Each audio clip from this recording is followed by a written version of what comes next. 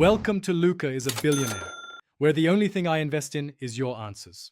You start by ensuring your Joy-Con or Pro controller has enough charge and the switch system is updated.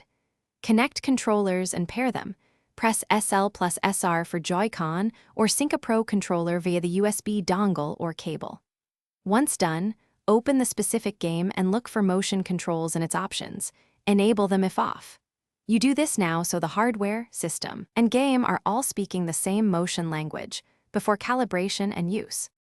You next calibrate motion sensors to match your play style and environment. Go to System Settings, then Controllers and Sensors, and choose Calibrate Motion Controls.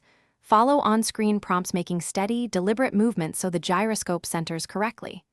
Once calibration is saved, launch the game and test basic motions, tilt, swing, or rotate, so you can confirm responsiveness. If the game has sensitivity sliders, adjust them incrementally then retest.